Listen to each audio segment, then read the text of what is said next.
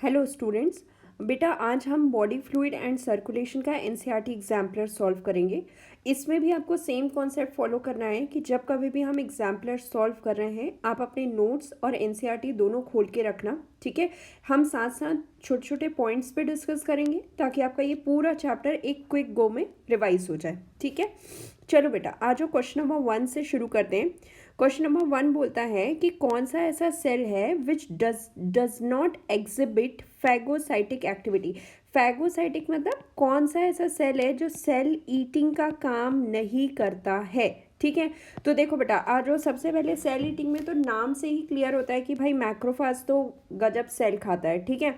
फिर न्यूट्रोफिल भी आपको पता है सेल ईटिंग का काम करता है, और जो मोनोसाइट का मॉडिफाइड फॉर्म ही तो मैक्रोफाज है, मतलब मोनोसाइट भी फैगोसाइटोसिस करता है। तो आंसर इसका क्या हो जाएगा बेटा, basophil.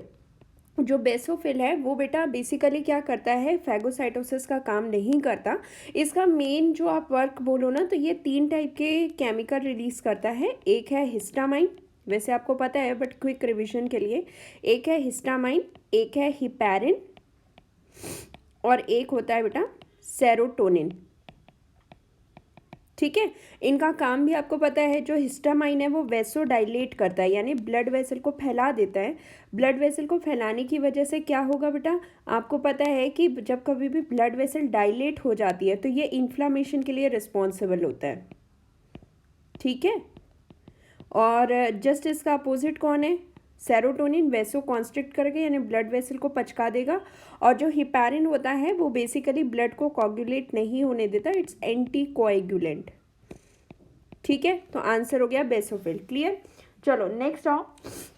One of the common symptoms observe in a people infected with dinghy fever is. बेटा बहुत पॉपुलर है, जिस किसी को डेंगी फीवर होता है उसका जो प्लेटलेट काउंट है वो काफ़ी नीचे हो जाता है। आपको पता है ना, जो प्लेटलेट है वो बेसिकली आपके जो ब्लड होते हैं उसमें एक टाइप का सेल होता है।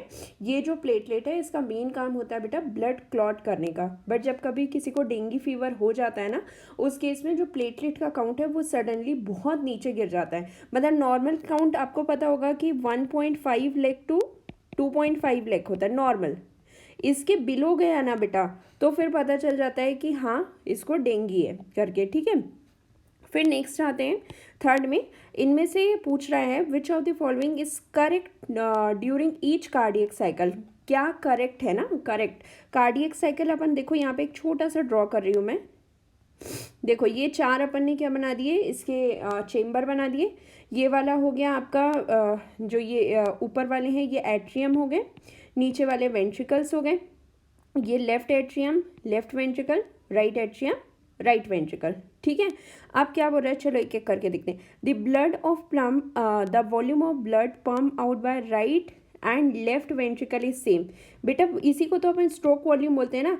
एक वेंट्रिकल से कितना अमाउंट ऑफ ब्लड बाहर निकल रहा है इस कॉल्ड है स्ट्रोक वॉल्यूम। दोनों से इक्वल अमाउंट ऑफ ब्लड बाहर निकलता है, दोनों से क्या होगा बेटा, इक्वल अमाउंट ऑफ ब्लड बाहर निकलता है। तो इक्वल ना, तो ये सही है, स्टेटमेंट सही पूछा भी है ना तो ये सही है। फिर भी अपन चारों देख लेते हैं। नेक्स्ट पूछ रहा है the volume of blood pump out by right and ventricle is different. नहीं, ये तो मैंने बताया सेम होते हैं। The volume of blood receive by each atrium is different. नहीं बेटा देखो, जो खून एट्रियम में है वही खून वेंट्रिकल में जा रहा है, तो बेटा यहाँ पे भी same amount of blood receive होगा ना, तभी ये लोग सेम अमाउंट ऑफ ब्लड यहाँ भेजेंगे और यहीं से सेम अमाउंट ऑफ ब्लड इधर भी निकलेगा। मतलब इसमें अनइवननेस हुआ, एट्रियम में अनइवननेस होगा तो वेंट्रिकल में भी अनइवननेस हो जाएगा, जो कि हम जानते हैं नहीं होता। जो वेंट्रिकल्स होते हैं उससे इक्वल अमाउंट ऑफ ब्लड बाहर निकलता है। क्यों? बिकॉज एट्रियम में भी इक्वल अमाउंट ऑफ ब्लड आता है, ठीक है। तो ये भी गलत। फिर next, the volume of blood receive by iota and pulmonary artery is different. ये भी गलत है ना बेटा। इसमें बोल रहे हैं कि जो वॉल्यूम रिसीव होता है आयोटा और पल्मोनरी आर्टरी से वो डिफरेंट होता है, नहीं, इट इज़ सेम, ठीक है। चलो नेक्स्ट अपन आते हैं। Next question number 4। The cardiac activity could be moderated by ANS autonomic neural system, tick. आपको पता है ANS 2 टाइप का होता है बेटा, एक होता है सिंपैथेटिक और एक होता है पैरासिम्पैथेटिक, है ना। तो जो सिंपैथेटिक है ना बेटा, आप इसको ऐसे याद रखो, सिंपैथी की ज़रूरत हमें कब पड़ती है, जब हम कोई तकलीफ दुख में होते हैं, है ना।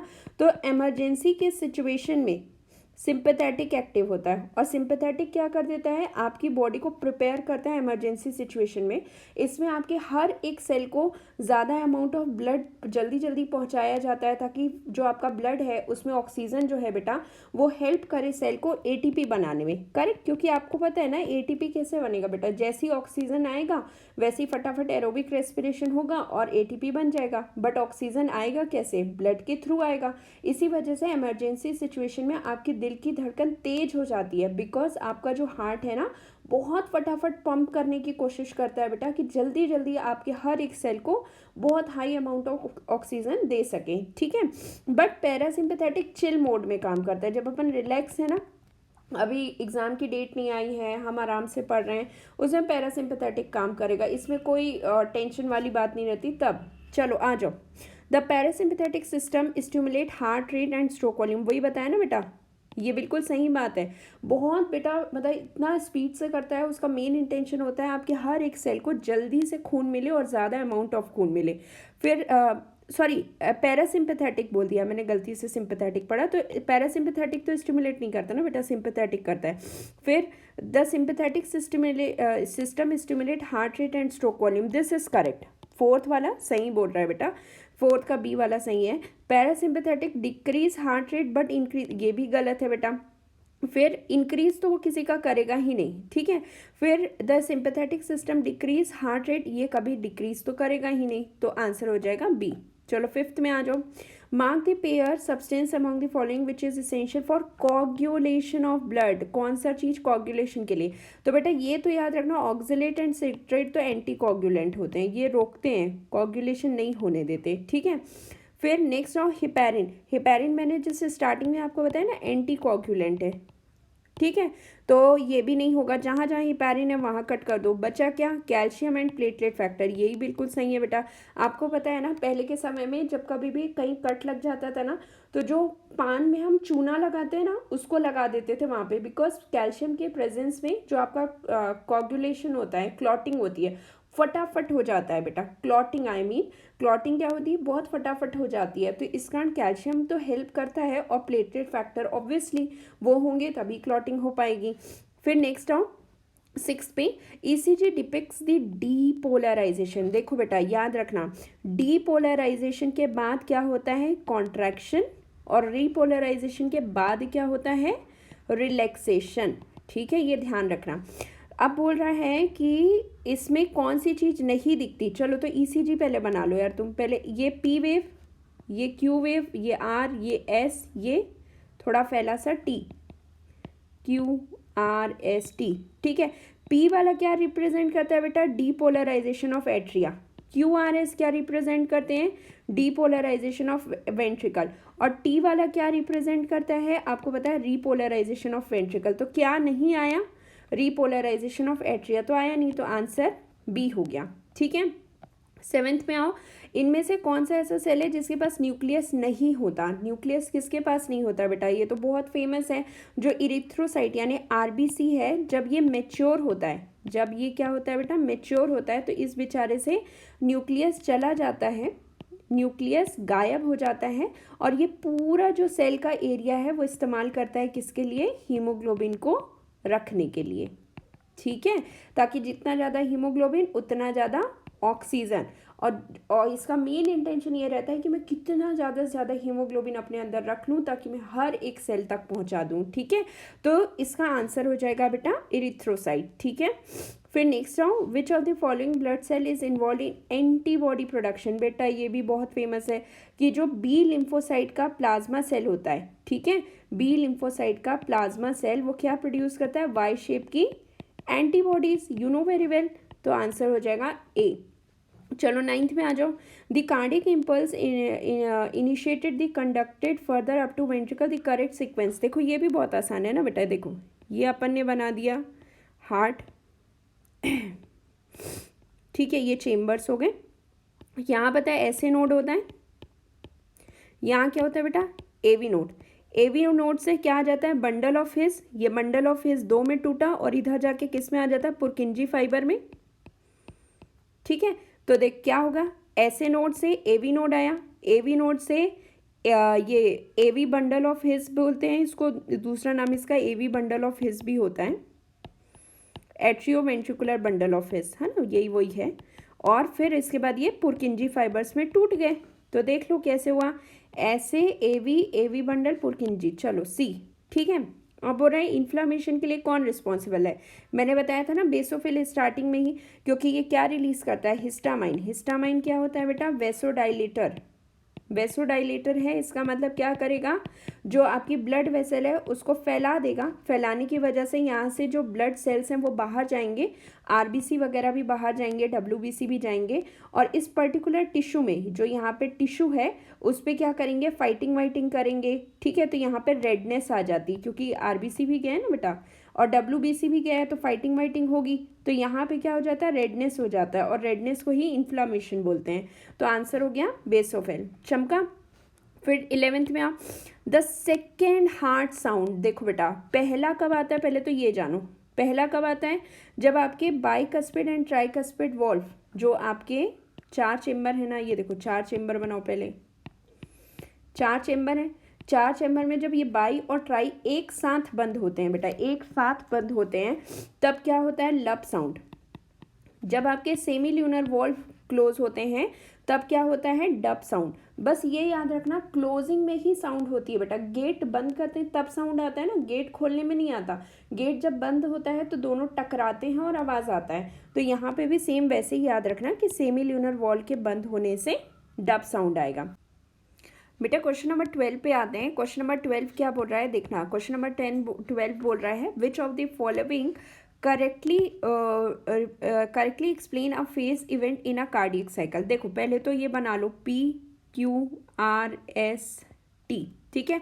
आप देखो QRS इंडिकेट एट्रियल कॉन्ट्रैक्शन, गलत ना बेटा, ये एट्रियल कॉन्ट्रैक्शन कहाँ बता रहा है, ये तो बेसिकली आपके वेंट्रिकुलर डीपोलराइजेशन को शो करता है, और इससे क्या होता है, वेंट्रिकुलर कॉन्ट्रैक्शन। अब इसमें ये पूछ रहा है QRS इंडिकेट वेंट्रिकुलर, सही बात है बेटा। Time between S and T represent atrial systole, ये S है बेटा और ये T है, क्या एट्रियल सिस्टोल रिप्रेजेंट करता है, नहीं, एट्रियल सिस्टोल तो यहाँ पे होगा, तो ये भी गलत हो गया। P wave indicate beginning of ventricular contraction, गलत ना बेटा, ये तो एट्रियल कॉन्ट्रैक्शन को शो करता है, तो ये भी गलत। आंसर हो जाएगा 12th का B। 13 में आते हैं, विच of the following statement is incorrect, कौन सा इनकरेक्ट है ना। चलो देखो, अ person of O blood group has anti-A and antibody B, बिल्कुल सही बात है बेटा। जो O ब्लड ग्रुप होता है उसके पास कोई एंटीजन तो नहीं होता, तो उसके जो प्लाज्मा होते हैं ना उसमें दोनों एंटीबॉडी मिलेगा, A एंड B बोथ, ठीक है। फिर a person B blood group can not donate blood to a person A blood group, ठीक है। तो can not donate, can't donate blood to a person of A blood group, ये भी बात बिल्कुल सही बोल रहा है, ठीक है। फिर इस, अच्छा इनकरेक्ट पूछा ना, हाँ तो ये दोनों करेक्ट है स्टेटमेंट। अब सी देखो, blood group is designated on the basis of presence of antibody, नहीं बेटा, ब्लड ग्रुप तो हम एंटीजन के बेसिस पे करते हो ना, एंटीजन के बेसिस पे करते हो ना कि एंटीबॉडी, तो ये इनकरेक्ट है और इनकरेक्ट पूछा है आपसे। फिर a person AB blood group is universal recipient, ये भी बिल्कुल सही बात है ना। चलो इस पे देखो 14, what would be the cardiac output of person having 72 heart beat per minute with a stroke volume of 50 ml। तो बेटा देख क्या होगा, स्ट्रोक वॉल्यूम आपको पता है, मतलब कार्डियक आउटपुट का फॉर्मूला होता क्या है, heart beat rate into stroke volume, कितना है 72 इंटू 50 कर लो, कितना आएगा 3600 ml, तो आंसर हो जाएगा दिस। चलो इस पे आप करेक्ट स्टेटमेंट से मैच करना है। लिम्फेटिक सिस्टम, लिम्फेटिक सिस्टम आपको पता है कि जो ब्लड होता है, ब्लड से ही ड्रेन होके एक अलग सा फ्लूइड बनता है जिसको अपन बोलते हैं लिम्फेटिक टिश्यू, सॉरी लिम्फ बोलते हैं, और ये लिम्फ फिर से जाके ब्लड में चला जाता है, फिर से मिल जाते हैं, ठीक है। तो यहाँ पे to drain back the tissue fluid to a circulatory system, जो लिम्फ है उसी को हम टिश्यू फ्लूइड भी बोलते हैं, तो इसका ये हो गया। पल्मोनरी वेन, एक ऐसी वेन जो ऑक्सीजनेटेड ब्लड ही कैरी करती है, ये। थ्रोम्बोसाइट्स, कोagulation, प्लेटलेट का दूसरा नाम। लिम्फोसाइट, इम्यून रिस्पॉन्स के लिए, WBC इसी में आता है बेटा, लिम्फोसाइट्स में, ठीक है। फिर next now lymphocyte is a देखो, जो आपका जो WBC होता है ना, उसके डिफरेंट डिफरेंट टाइप्स होते हैं बेटा, ठीक है। और उसमें से एक टाइप होता है लिम्फोसाइट। ये लिम्फोसाइट इम्यून रिस्पॉन्स के लिए रिस्पॉन्सिबल होते हैं, ठीक है। इसका नाम भी आपने पढ़ा होगा, बी लिम्फोसाइट, टी लिम्फोसाइट, है ना। तो ए का 3 हो गया, बी का 1 हो गया, ए का 3, बी का 1, सी का 4, ये हो गया, ठीक है। चलो क्वेश्चन नंबर 16 पे आओ, ये थोड़ा इंपॉर्टेंट है। कौन सा स्टेटमेंट करेक्ट है ना। चलो चूज द करेक्ट स्टेटमेंट। चलो आ जाओ बेटा। Atria receive from all the part of a body, सही बात है बेटा, ऊपर से भी खून आता है, नीचे से भी खून आता है, जिसके बाद ये खून कहाँ चला जाता है, वेंट्रिकल के पास। करेक्ट, ये statement correct. Statement 2, action potential generated in SA node passes to atria to ventricle, ठीक है, यहाँ से वेंट्रिकल में जाता है, बिल्कुल सही बात है बेटा। अब चलो ये भी स्टेटमेंट सही। पूछ क्या रहा है, कौन किसके ऊपर डिपेंडेंट है। अच्छा अच्छा, देखो बेटा एक चीज़ समझना, जो यहाँ पे खून आया है, जो एट्रिया में खून आया है, वो वेंट्रिकल में जाएगा कब, जब आपका एट्रिया कॉन्ट्रैक्ट करेगा। एट्रिया कॉन्ट्रैक्ट कब करेगा, जब ऐसे नोड यहाँ पे इम्पल्स जनरेट करेगा, तभी ये एट्रिया कॉन्ट्रैक्ट करेंगे। तो स्टेटमेंट 2 होने के बाद ही स्टेटमेंट 1 होगा। तो ये हो जाएगा इसका answer. Action mention in statement 2 is dependent on statement 1।